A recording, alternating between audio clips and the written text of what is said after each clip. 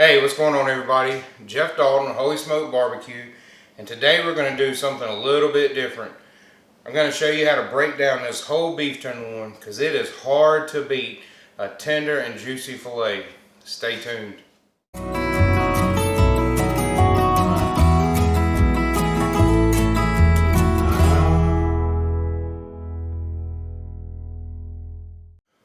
Welcome back. Like I said in my intro, I got this 8-pound whole beef tenderloin, and I'm just going to show you how to break it down. It's a very simple process. You can save a lot of money by buying whole cuts of beef like this and breaking it down yourself into steaks and roast. I'm also going to take all the little small pieces and I'm going to show you how to use those to make kebab meat and stir fry and fajita meat and that type of stuff.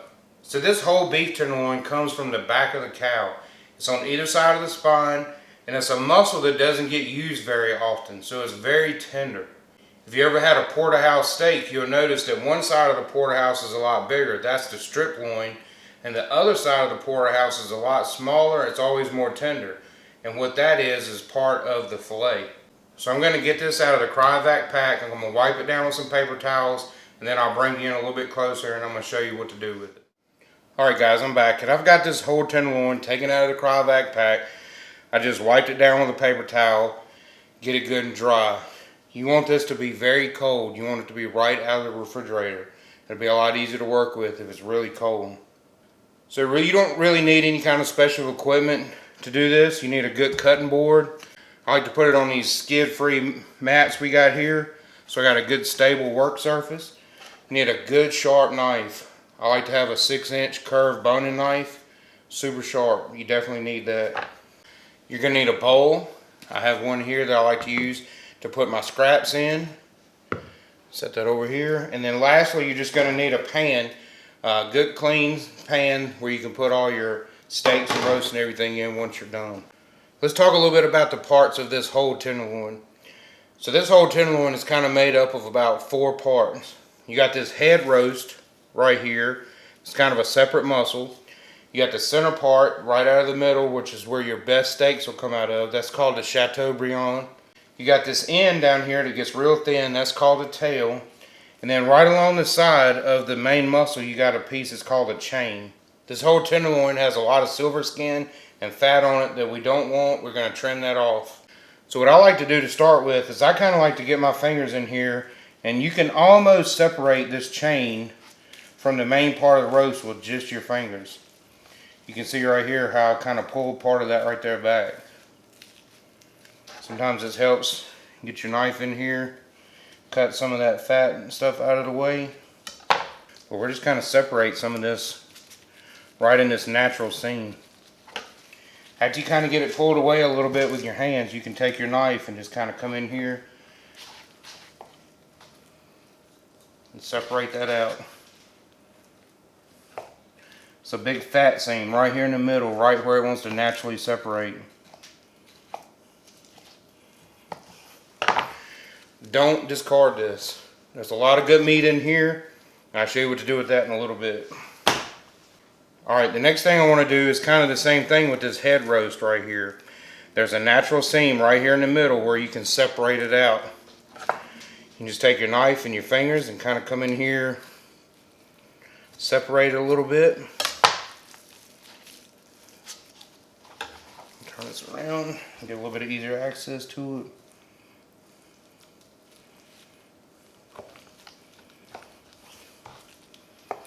We'll cut that muscle off and I'll show you what to do with it here in a little bit. Alright, next we got this center part here, and you can see there's a lot of fat and there's a lot of this kind of bluish silver skin that's on it. That's chewy stuff. It will not break down. We want to get rid of that. So what I like to do is just come in here, take your knife, kind of put it up underneath the silver skin a little bit. Kind of cut you a little finger hole where you can stick your finger up underneath it. And then just kind of angle your knife blade up a little bit and just go right down the roast.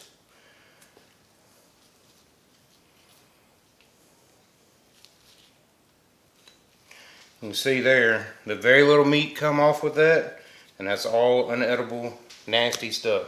We'll get rid of that. A lot of this fat you can take on and just kind of pull it off with your hands. See how easy that all comes off? Take your knife, kind of go right down, go ahead and get rid of that.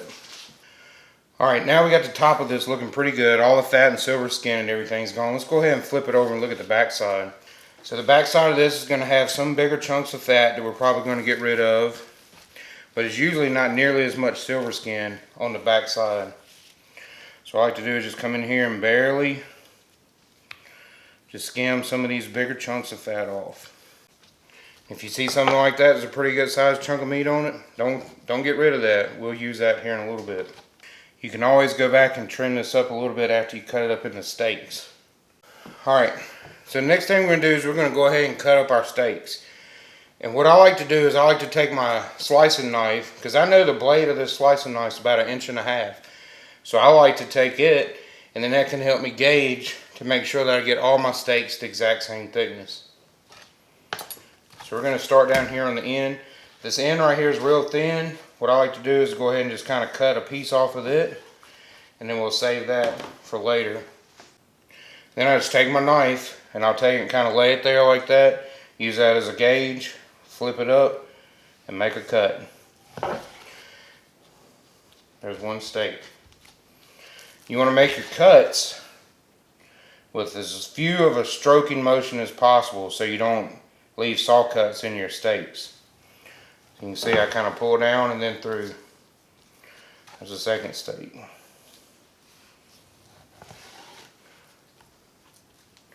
It helps to have a really good sharp knife to do this.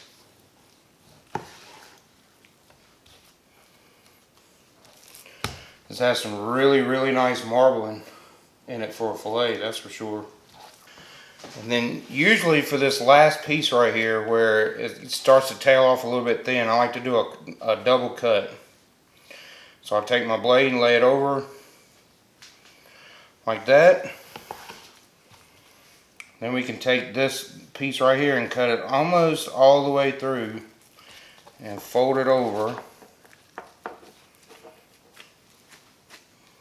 And then you get a nice butterflied steak. So how many steaks do we get out of there? We got 1, 2, 3, 4, 5, 6, 7, 8, 9, 10 steaks. I'm going to transfer these over to the pan and I'll show you what to do with the rest of this. Alright, now I got all my steaks transferred over to the pan. Let me show you what to do with some of these other cuts here. So this part right here, like I said, is called a head roast. And what I like to do with that is I like to take this and trim it up. And then I'll use this as just a small little roast. I'll cook it just like that. And then that'll be a good meal for just me and my wife. So we're going to take it, we're going to take our boning knife. We're going to start trimming some of this fat and silver skin off of it, just like we did with the main part of the roast. Alright, now we got all that fat and silver skin off. What I like to do is just kind of come in here and square this off a little bit. Don't throw that away, save it. Same thing on this end. Just kind of square it off. And then there's a little, you know, that's probably a 12 to a 16 ounce roast to just be perfect. We'll pair it up with some shrimp or a lobster tail or something like that. Have a nice little surf and turf. Then I like to take these pieces, these smaller pieces that I cut off the ends and different things. I'll trim these up. And then I'll just kind of cut them into, you know, what I kind of consider like kebab type pieces. And then I'll take this chain. You can see there's a lot of good meat in here. You got to work for it a little bit, but it's not too bad. I'll come in here and kind of start cubing this up. And then take those individual cubes and just kind of trim some of the fat, silver skin, that kind of stuff off.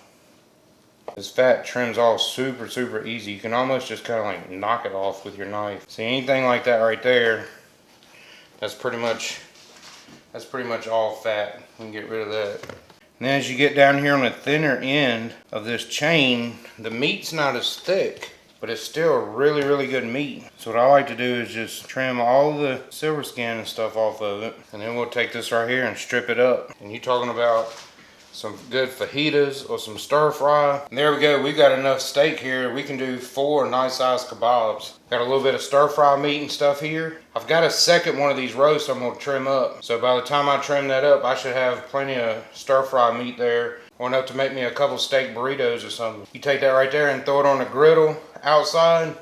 Man, you got some good tacos. Alright, as you can see, that was super simple.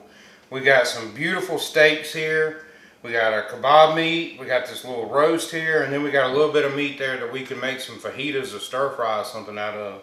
As you can see, there's very little waste. There's only about a pound here out of that whole 8.5 pound roast that we had to take and discard. And before I wrap this video up, I wanted to kind of share with you my Bible verse of the day.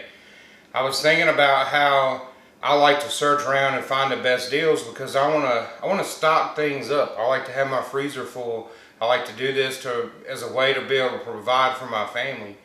You know, my family's like everyone else. We have needs. We have to have food. We have to have groceries to provide energy and nourishment for our bodies so that we can go out and about and live our daily lives. And as my faith in God has grown over the years, I've learned to just trust God, trust Him to provide, trust Him to provide the needs that my family has. And the Apostle Paul wrote about this in his letter to the church of Philippi. And in chapter 4, verse 19, Paul writes these words. He says, "And the same God who takes care of me will supply all of your needs from His glorious riches, which have been given to us in Jesus Christ." Now, this is not a promise that He's going to provide us with wealth or even an easy life. But what He is going to do is He's going to provide you what you need so that you can live out His will for your life. We as Christians are to put our faith in Him in everything we do. And even in times of need or times of strife or something just doesn't seem to be going right, we need to trust the Lord that He will provide for us what we need. Well, I want to thank you for checking out this video today.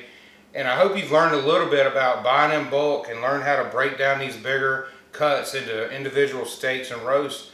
And you can save some money for your family. I've got another one of these roasts I'm going to break down, and I'm going to take it and vacuum seal all this and get it in the freezer. If you got any questions about what we did today, if you just want to know a little bit more about how to break these down or any equipment are used, or if you just want to know a little bit more about the verse of the day, or just how that you can live your life for Christ, feel free to contact me. I'm on Facebook, I'm on Instagram. You can send me a message down below. If you like the video, how about give me a thumbs up? Maybe subscribe to the channel. It'll help support me. Let me know you guys are watching. And just remember to glorify God in everything you do. Alright, see you guys.